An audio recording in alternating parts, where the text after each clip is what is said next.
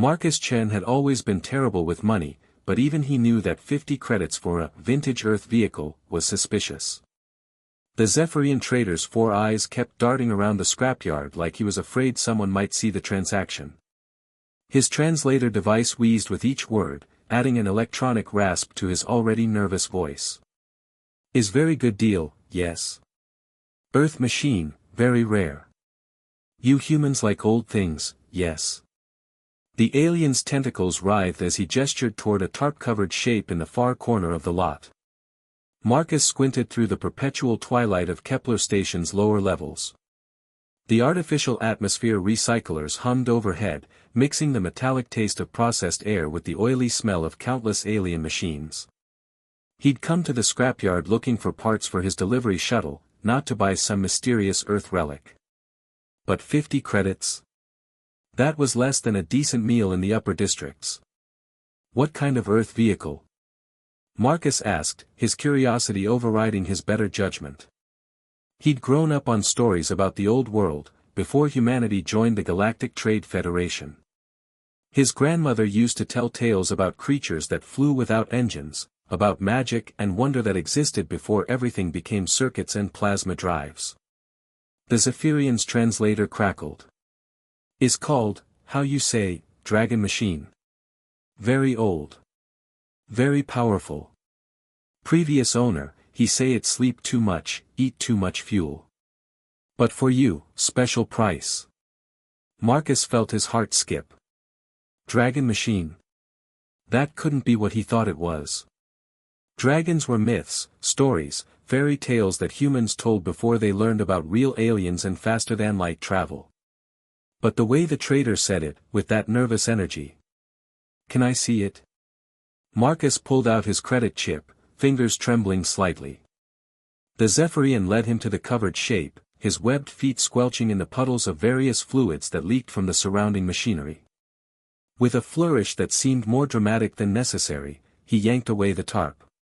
Marcus stared. And stared some more. It wasn't a machine at all. Curled up like a massive cat, scales shimmering even in the dim light, was an actual dragon. Not the sleek, technological recreations he'd seen in museums or the genetic constructs that some rich collectors kept as pets. This was the real thing. Ancient, powerful, and very much alive, though apparently asleep. Its breathing was so slow and deep that Marcus had initially mistaken it for a powered-down engine. The creature was beautiful in a way that made his chest ache. Emerald scales caught the light like scattered jewels, and its wings, folded against its body, showed the delicate membrane structure that had inspired human aircraft designers for generations. It was smaller than the dragons in the old stories, maybe the size of a small shuttle, but the presence it radiated even in sleep was overwhelming. This is impossible, Marcus whispered. Dragons don't exist anymore. They never existed. The Zephyrian's translator gargled with what might have been laughter. You humans always say things not exist. But here is proof, yes. Dragons very real. This one, she come from Earth auction. Previous owner, rich Corvaxian collector, he get bored. Say dragon too lazy, too expensive to feed. But dragons not machines, need special care. Marcus circled the sleeping creature, his mind racing. Dragons were legends, but here was living proof that legends sometimes had roots in reality. The scales were real, each one perfectly formed and gleaming with an inner light. The claws were real, curved and sharp and definitely capable of tearing through starship hulls. The teeth, visible as the dragon's mouth hung slightly open in sleep, were very, very real. How much does it eat? Marcus asked, practical concerns warring with the wonder flooding his system. Oh, not so much. Maybe, 200-300 credits of processed fuel per week. Sometimes she eat metal scraps, likes titanium alloy very much. Is very good investment. 300 credits per week. Marcus did the math quickly. That was more than his monthly rent. But this was a dragon. An actual, living dragon. His grandmother would have given anything to see something like this. Does it Does she fly? Oh yes, very good flyer when awake. But she sleep much lately. Previous owner say she depressed, maybe homesick for Earth. But you are human. Maybe she like you better, yes. Marcus looked at his credit chip. He had exactly 3,000 credits to his name, his entire life savings. Buying a dragon would leave him with just enough to feed her for a few weeks, assuming she didn't wake up hungry immediately. It was completely insane. It was financially irresponsible. It was the best opportunity he'd ever have to own something truly magical. I'll take her. The transaction was completed with suspicious speed. The Zephyrian seemed eager to get rid of his dragon machine and provided Marcus with a data pad containing basic care instructions and the creature's registration papers. Apparently, her name was Ember, and according to the documents, she was 847 years old and in excellent health for her age. The problem of transportation solved itself when Marcus realized he'd need to rent a cargo hauler anyway. The dragon moved easily enough when the Zephyrian used some kind of anti-gravity lift to load her into the transport container, though she never woke up during the process. Marcus's apartment was too small for a dragon, obviously. But the delivery company he worked for had recently gone out of business, leaving him with access to an abandoned hangar in the industrial section. The building was supposed to be sealed off, but Marcus had kept his security codes, and nobody seemed to be checking the lower levels very carefully these days. Setting up the dragon in the hangar took the rest of the day. Marcus used cargo netting to create a comfortable nest area and installed some heat lamps he'd bought with his remaining credits. The care instructions were written in broken standard, translated from what appeared to be several other languages, but the basics seemed clear enough. Keep warm, provide metal-rich food, maintain quiet environment for proper rest. Ember slept through the entire moving process. For 3 days, Marcus watched her sleep. He brought metal scraps from the scrapyard, arranged them in neat piles according to the care guide. He checked her breathing, counted her heartbeats, and marveled at the way her scales shifted color slightly as the light changed throughout the day. He read everything he could find about dragons in the station's database, which wasn't much. Most sources treated them as extinct or mythological. On the 4th day, Ember opened her eyes. Marcus was replacing one of the heat lamps when he felt something watching him. He turned slowly, expecting to see a station security guard who'd finally noticed his unauthorized presence in the hangar. Instead, he found himself staring into eyes that looked like molten gold, ancient and intelligent and very much awake. The dragon lifted her head with the slow grace of a creature who had all the time in the world. Her gaze swept the hangar, taking in the heat lamps, the carefully arranged metal scraps, and Marcus himself. When her eyes fixed on him, Marcus felt a strange sensation, like electricity running along his skin. "Hello," Marcus said, his voice barely above a whisper. "I'm Marcus. I guess I'm your new owner." Ember tilted her head, studying him with an intensity that made him fidget. Then she made a sound, low and rumbling, that seemed to come from deep in her chest. Not quite a growl, not quite a purr, but something that made the metal walls of the hangar vibrate slightly. She was magnificent. Even sitting still, she radiated power and grace in a way that made Marcus's heart race. Her scales caught the artificial light and threw it back in patterns that seemed almost hypnotic. When she shifted position, the movement was fluid and precise, like water flowing uphill. "Are you hungry?" Marcus gestured toward the metal scraps. "I brought titanium alloy, just like the instructions said." Ember's gaze followed his gesture, then returned to his face.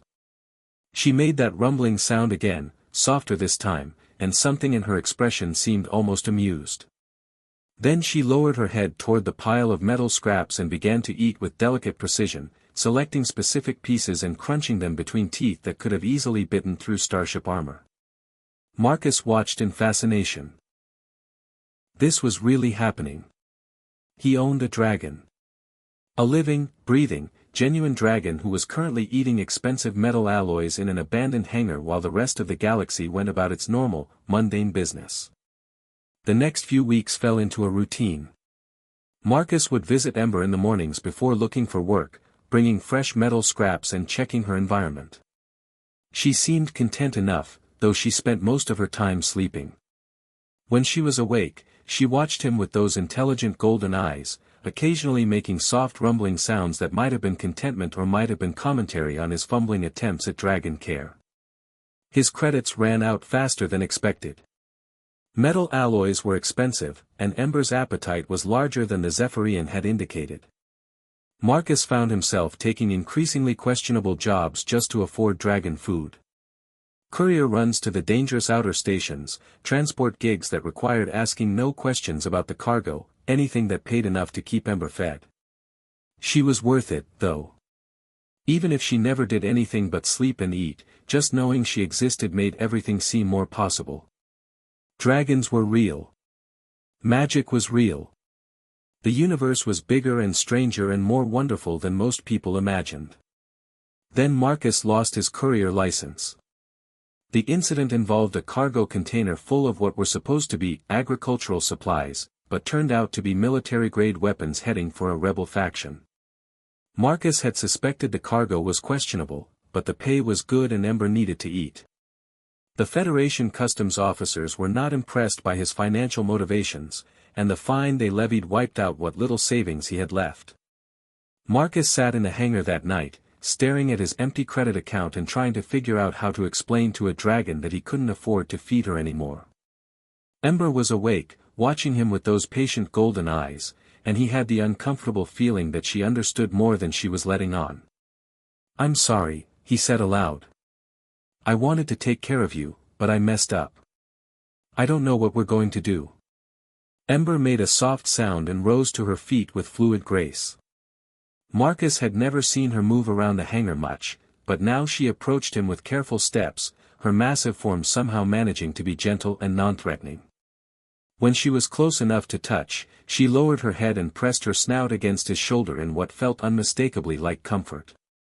Marcus reached up without thinking and touched her scales. They were warm and smooth, with a texture like polished stone.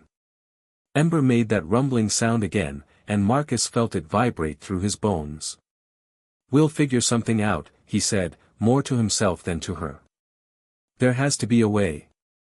That was when the hangar door exploded inward. Marcus threw himself sideways as chunks of metal and debris filled the air. Emergency lighting flickered on, casting harsh red shadows as three figures in combat armor stormed through the smoking doorway. Their weapons were already raised, targeting scanners sweeping the hangar interior. "Federation security," one of them barked through a voice amplifier.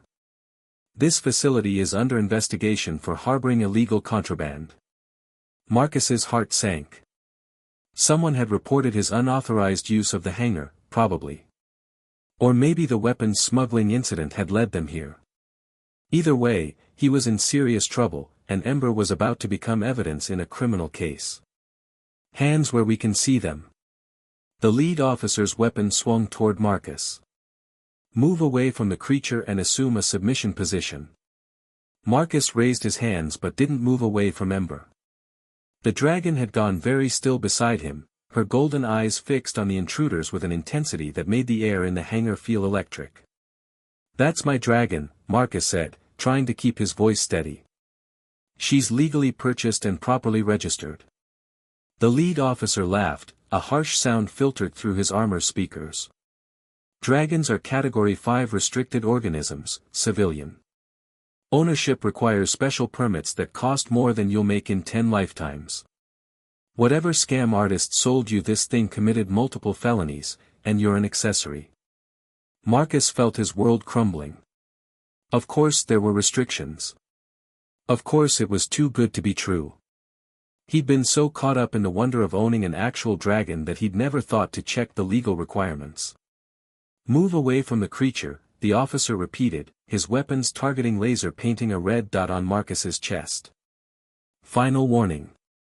Marcus looked at Ember, who was still watching the security officers with unblinking attention. Her scales had shifted color slightly, taking on a deeper emerald hue that seemed to absorb the red emergency lighting. The rumbling sound she made now was different, lower and more intense, with harmonics that made the hangar's metal walls vibrate ominously.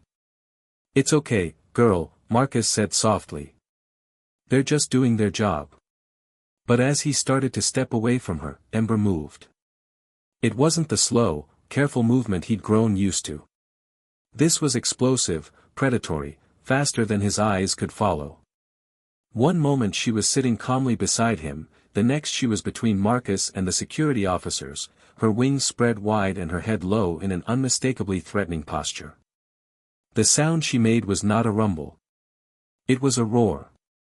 The noise filled the hangar like a physical force, rattling equipment and making the floor vibrate beneath their feet. It was the sound of avalanches and earthquakes, of ancient power awakening from long slumber. The security officers staggered backward, their weapons wavering as the sheer volume of sound overwhelmed their armor's audio filters.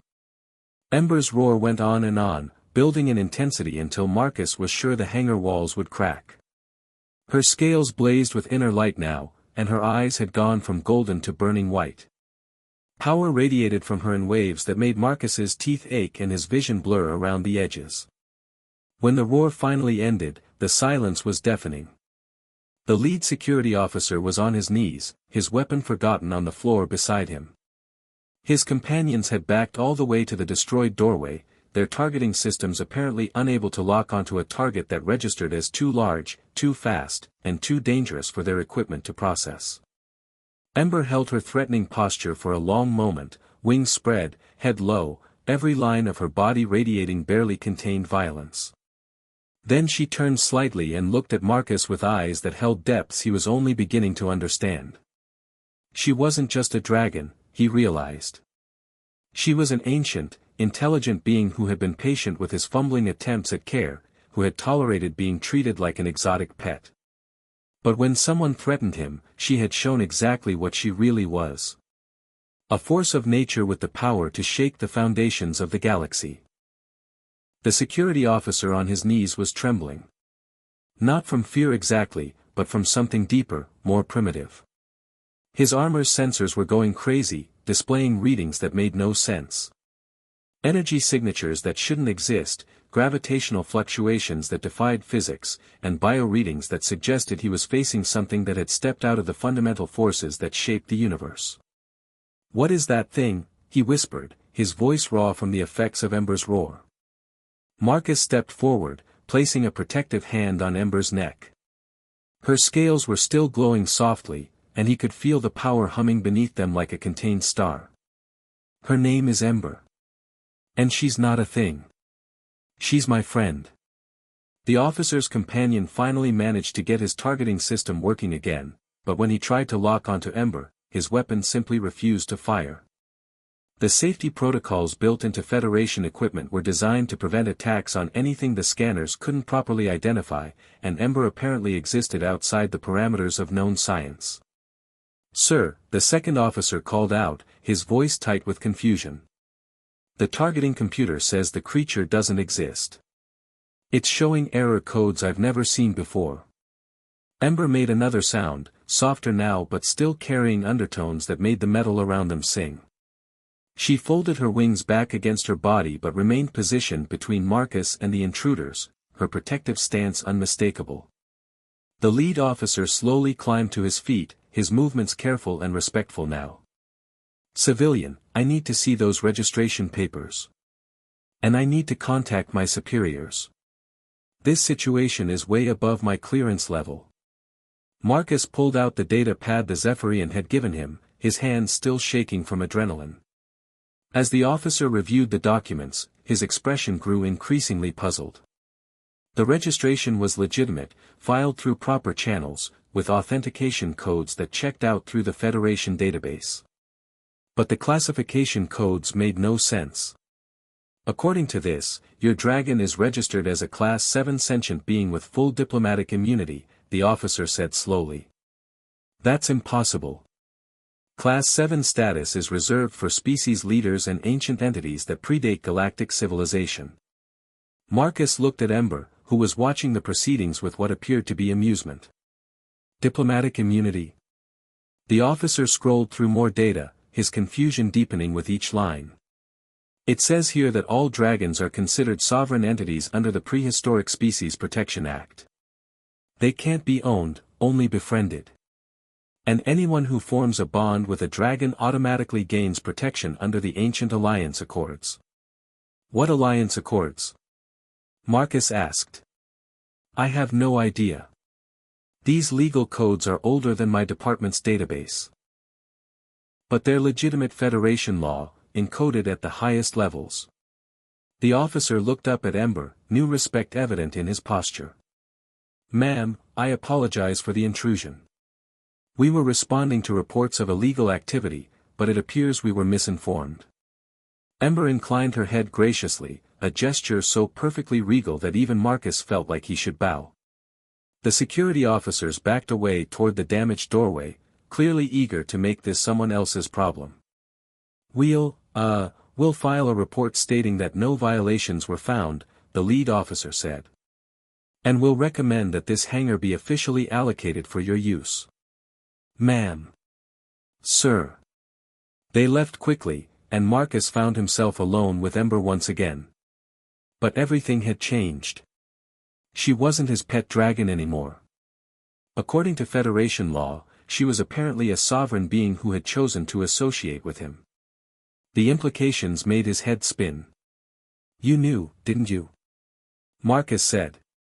You knew about the legal protections. You could have told me.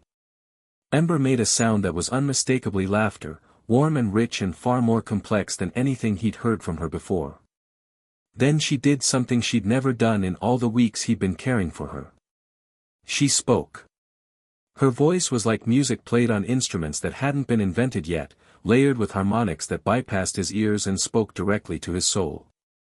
The words formed in his mind rather than his ears, perfect and clear despite being in a language he didn't recognize but somehow understood.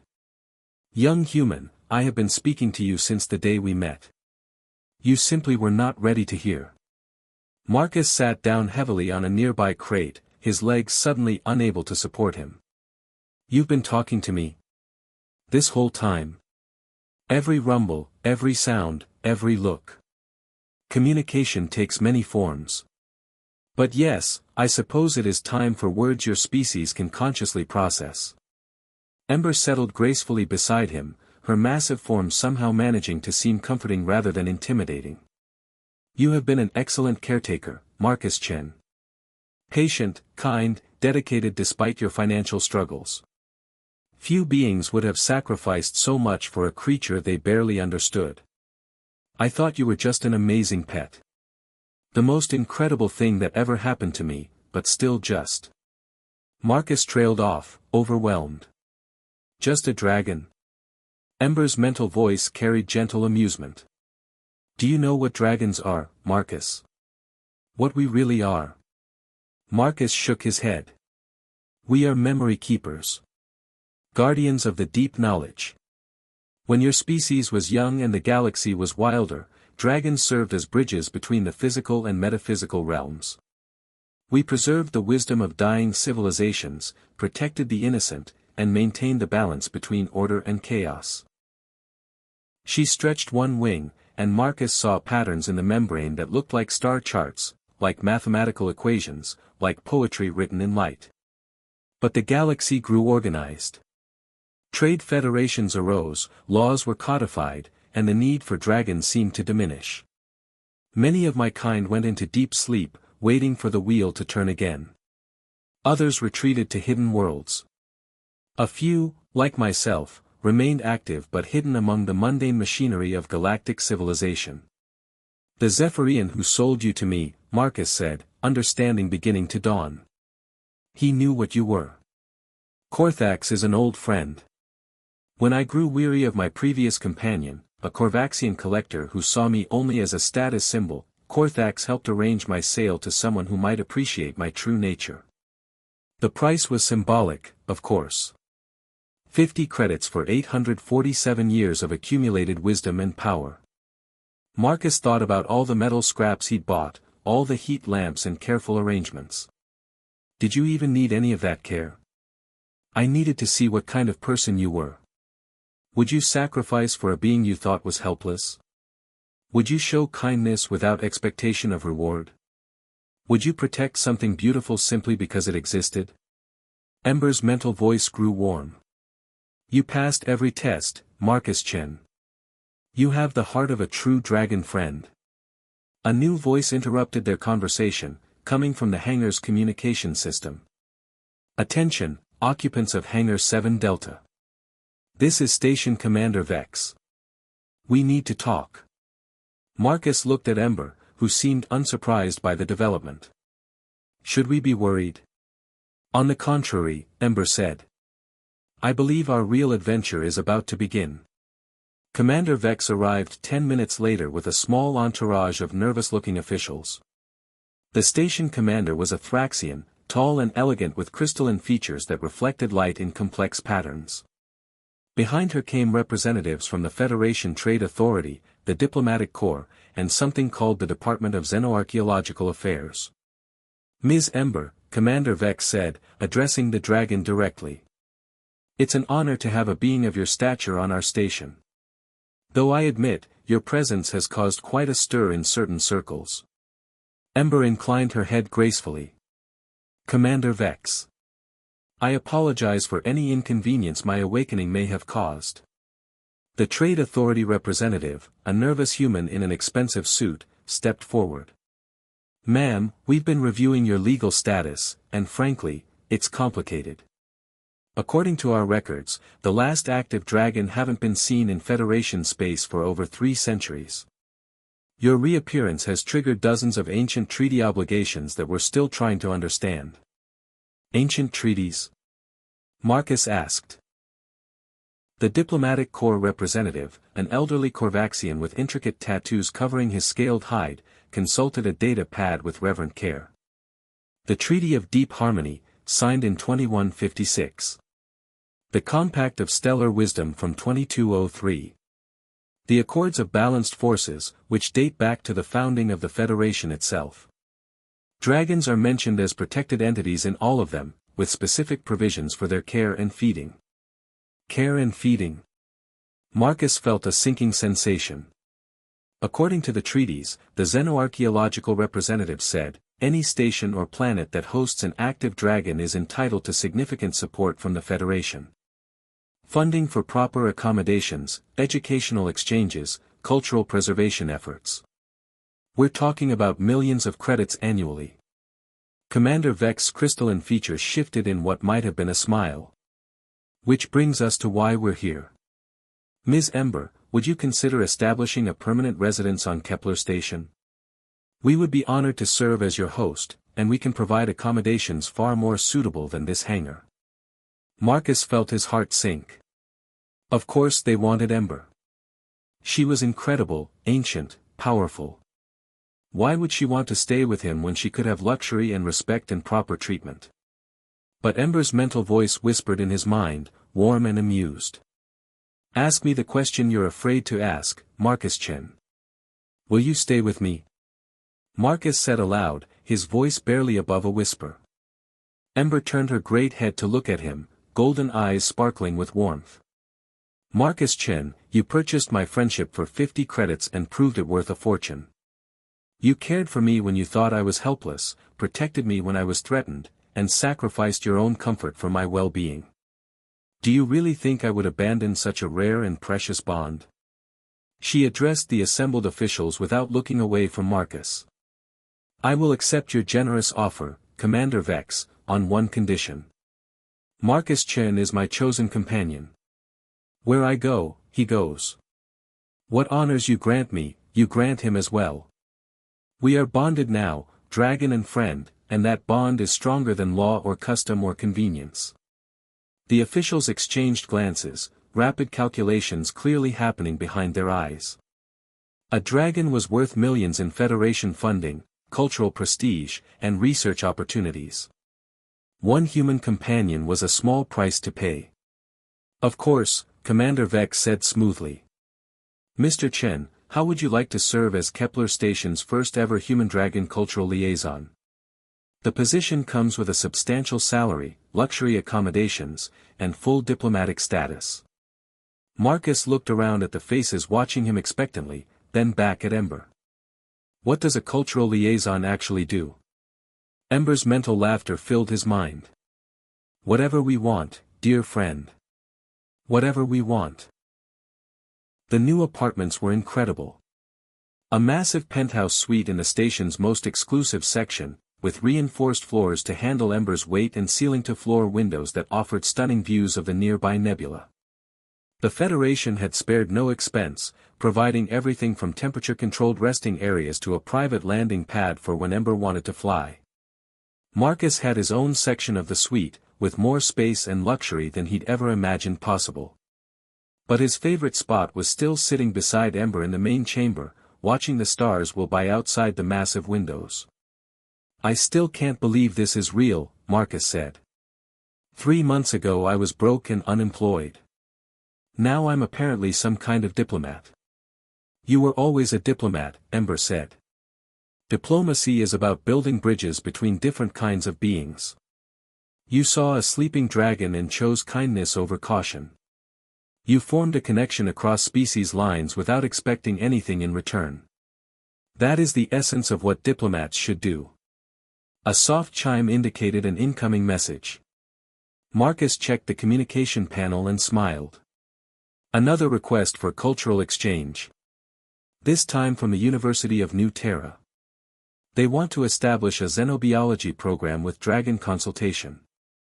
"Accept it," Ember said. "It's time for my people's knowledge to be shared again. The galaxy has grown complex and dangerous.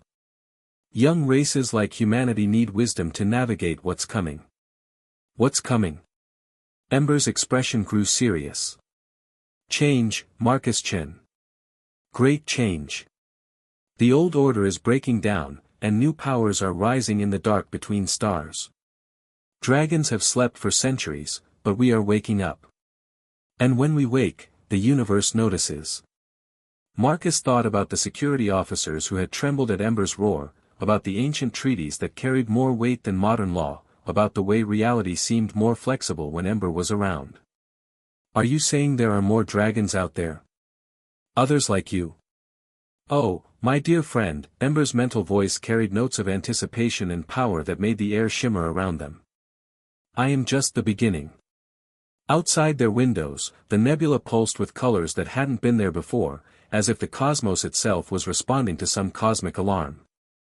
And in the deep reaches of space, on worlds forgotten by galactic civilization, other ancient shapes were beginning to stir from slumber that had lasted centuries. Marcus Chen had bought a dragon for 50 credits. But what he'd really purchased was a front-row seat to watch the universe remember that some kinds of magic never really die, they just wait for the right moment to return. And that moment, it seemed, was now. Ember stretched her wings, and starlight bent around her like she was already flying, already dancing between worlds that existed in dimensions the Federation couldn't measure. The age of sleeping dragons was over. The age of awakening had begun. And somewhere in the deep dark, an ancient voice that spanned galaxies whispered a single word that made reality itself hold its breath: "Finally."